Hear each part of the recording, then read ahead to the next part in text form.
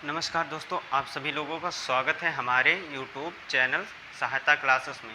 तो आप सभी लोग अच्छे होंगे, स्वस्थ होंगे। तो हम लोग इस समय पढ़ रहे थे क्लास 12 के फिजिक्स का दूसरा चैप्टर, तो जिसमें हम सभी लोगों ने वैद्युत विभव और एक बिंदु आवेश के कारण उत्पन्न होने वाला विभव बहुत अच्छे तरीके से पढ़ लिया था। और आज स्टार्ट करेंगे हम लोग कि जो है वैद्युत विभवांतर क्या होता था।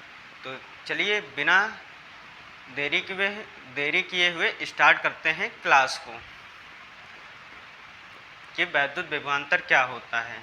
हम सभी लोगों ने बहुत अच्छी तरीके से पढ़ लिया था वैद्युत विभव क्या है। सेम उसी तरह परिभाषा है, बस थोड़ी बदली हुई है, जो परीक्षा की दृष्टिकोण से बहुत ही इम्पॉर्टेंट क्लास होने जा रही है। तो अपने दोस्तों के पास इस क्लास को ज़रूर शेयर करिए और तथा इस चैनल को ज़रूर से ज़रूर सब्सक्राइब कर लीजिए। भले बाद में आप जो है इसको हटा दीजिएगा, अनसब्सक्राइब कर दीजिएगा, पर अभी आप सभी लोग अपनी तैयारी के लिए इसको ज़रूर से ज़रूर सब्सक्राइब कर लें।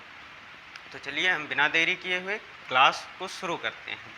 तो हम सभी लोग यहाँ पर जैसा कि देखते हैं, यहाँ पर लिखा हुआ है वैद्युत विभवांतर, यानी कि जो हमारा वैद्युत विभवांतर है ये क्या होता है। तो हम यहाँ पर लिखा है एकांक धनात्मक परीक्षण आवेश को वैद्युत क्षेत्र में एक बिंदु से दूसरे बिंदु तक ले जाने में किया गया कार्य उन बिंदुओं के बीच का विभवांतर कहते हैं।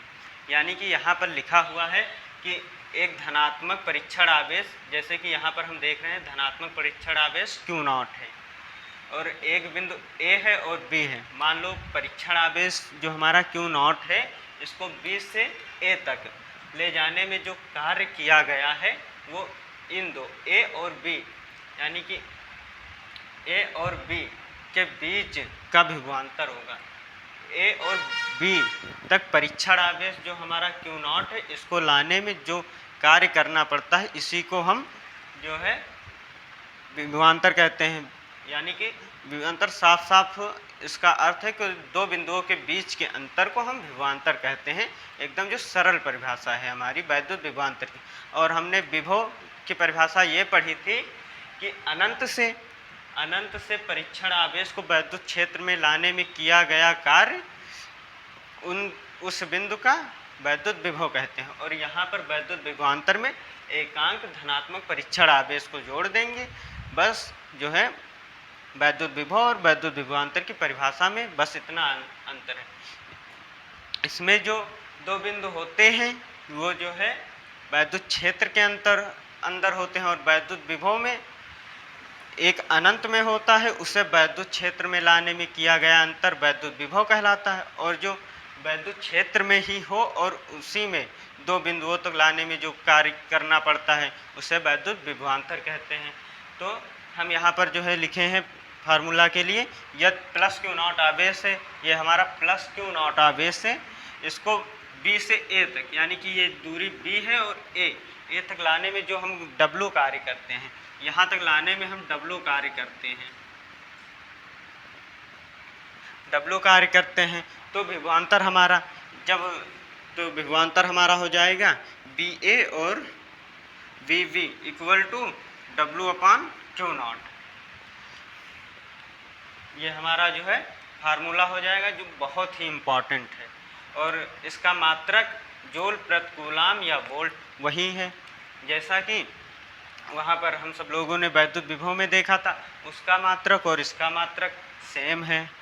और वहाँ पर भी वैद्युत विभव की विमा जो थी वो जो है mL²T-3A- इनवर्स था, यही थी। और ये अदिश राशि होती है, तो इसके मात्रक वैद्युत विभव से सेम है। तो हम जो है विमीय सूत्र निकालना फिर से बता देते हैं, जिससे आप सभी लोगों को समझ में आ जाएगा। तो यहाँ पर देखो, जो हमारा W है, इसकी विमा होती है mL²T-2 और नीचे AT हो जाएगा। ये आवेश की होती है विमा। अब यहाँ पर देखो M है, M लिख देंगे, नीचे L नहीं है, L वैसे लिख देंगे,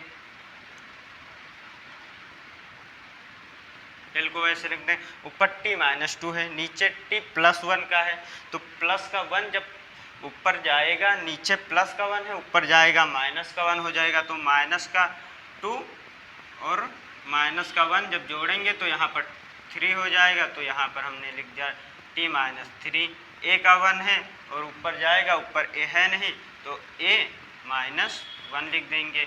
यही हमारी, इस तरह से हम विमा निकालते हैं। यही हमारी जो है वैद्युत विभव और विभवांतर के विमीय सूत्र है। तो अगर आप सभी लोगों को क्लास अच्छी लगी है तो अपने दोस्तों के पास ज़रूर शेयर करिए, तथा इस चैनल को, हमारे चैनल सहायता क्लासेस को सब्सक्राइब कर लीजिए। और अगर इसके जो है PDF चाहिए तो टेलीग्राम चैनल को ज्वाइन हो जाइए, जो हमारे चैनल के डिस्क्रिप्शन में लिंक दी हुई है, तो वहाँ से जुड़ जाइए, जिससे आप सभी लोगों का हैंड राइटिंग नोट्स वहाँ पर मिलते रहेंगे। तो अपना प्यार और सपोर्ट हम पर बनाए रहिए।